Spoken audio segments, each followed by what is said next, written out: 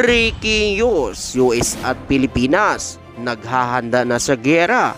39 milyon na galon na gasolina dumating na sa Pilipinas. China gulat na gulat. Samantala, Pangulong Ferdinand Marcos Jr. muling pinasigla ang Ilog Pasig. Ito ang atin tututukan ngayong araw na ito. Saglit lang ito mga kababayan, kaya humanap na ng pwesto. Tara na, umpisahan na natin ito.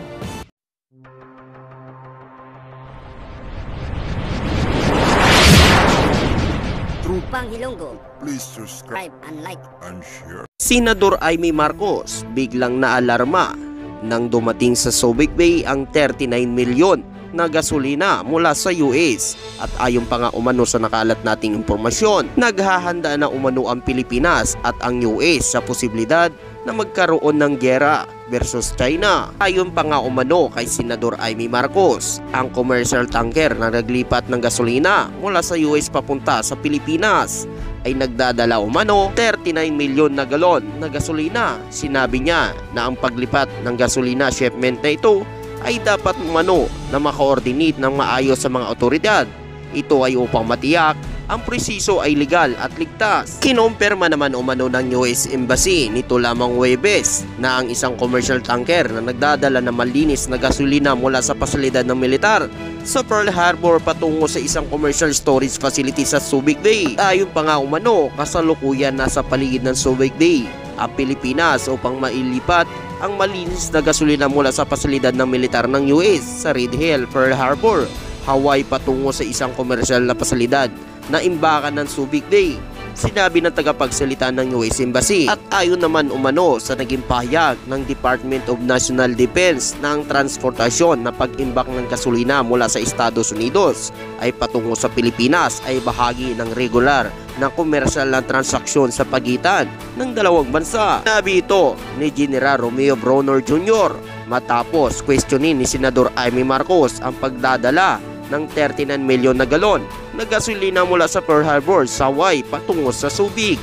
Ang pagpapadala ng gasolina mula sa Pearl Harbor, Hawaii, US patungo sa pasilidad ng imbakan sa Subic Bay sa pamamagitan ng US tanker ay bahagi ng regular na komersyal na transaksyon sa pagitan ng gobyerno ng US at mga kumpanya ng Pilipinas. Ayon pa nga umano sa nakalat nating impormasyon, ang 39 milyon na galon na gasolina ay gagamitin umano ito sa iba't ibang uri na sasakyan pandigma ng Pilipinas at ng US na gagamitin sa mga aktibidad nito sa West Philippine Sea. Dahil sa ngayon, patuloy ang pagpapalakas ng Pilipinas at US, patulad na lang yung paggawa ng mga aid site sa mga isla sa West Philippine Sea. Lalo na ngayon, maggagawa pa ang Pilipinas ng daungan sa Kalayaan Island Group para tapatan ang isinasagawang paggagawa ng mga artipisyal ng isla ng China sa West Philippine Sea. Ayon pa nga umano, iginit pa ng Armed Forces of the Philippines na wala umano dapat ipaliwanag ang Armed Forces of the Philippines sa pagpapadala ng gasolina at prosesong sinunod ng gobyerno ng US na pawang administratibo ay hindi kinakasangkutan ang partisipasyon ng sandatahan lakas. Inalulungkot naman ni Senador Amy Marcos na ang namumuno sa Senate Committee on Foreign Relations na ang hindi maipaliwanag na katahimikan ng parehong gobyerno ng Pilipinas at ang US bago ang paglalakbay ay nagdulot lamang ng mga hinala tungkol sa pre-positioning ng mga supply ng militar sa bansa sa gitna ng hula sa isang digmaan sa pagitan ng China at US at Pilipinas at Taiwan. Kung pa nga umano, ang Mutual Defense Treaty ay hindi lisensya para iwanan ang sabayan ng Pilipino sa dilim na deklara ng senador. Ang Subic ay hindi isang EDCA site, kaya saan sa teritoryo ng Pilipinas ititabi ang milyong-milyon galon ng langis. Ayon pa nga umano sa nakalat nating impormasyon, patuloy umano sa kanilang mga aktibidad ang Pilipinas at ang US sa West Philippine Sea.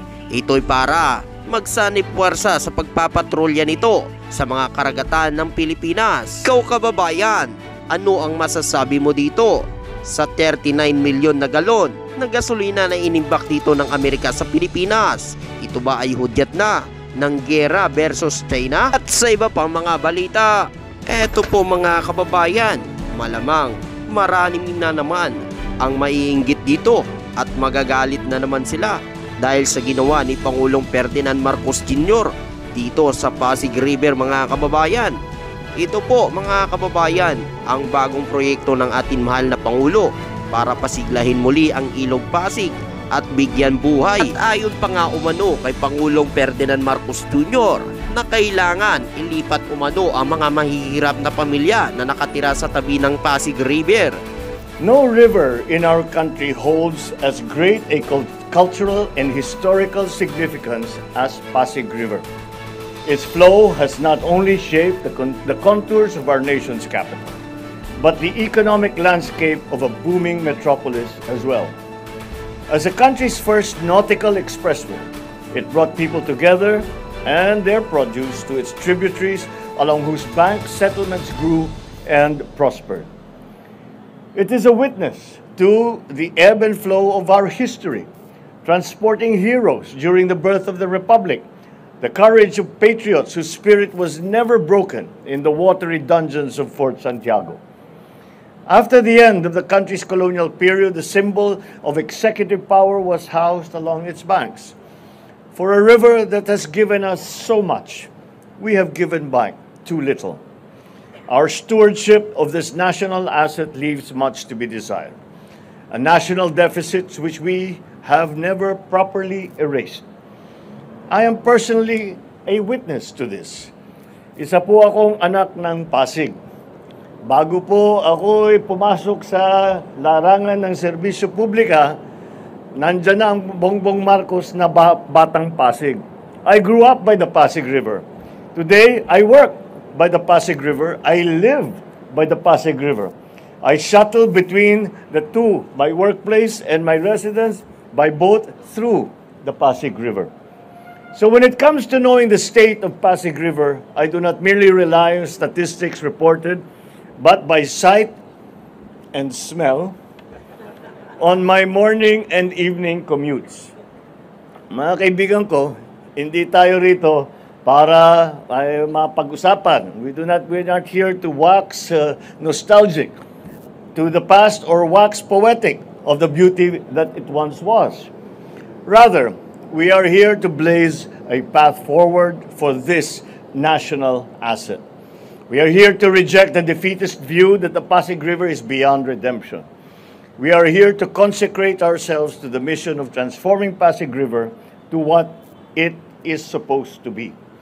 A living river of multiple benefits for the multitude, featuring safe walkways and bikeways along its banks, a green corridor that will serve as lungs for our city's needs, a string of parks for communities nearby. Along the 25-kilometer stretch will judiciously sprout commercial enterprises run by the best stewards and the strongest stakeholders of the river's development, the people themselves. We envision civic spaces where our children will play, our seniors will relax, families will exercise, artists can showcase their talents, and the creative can display their wares.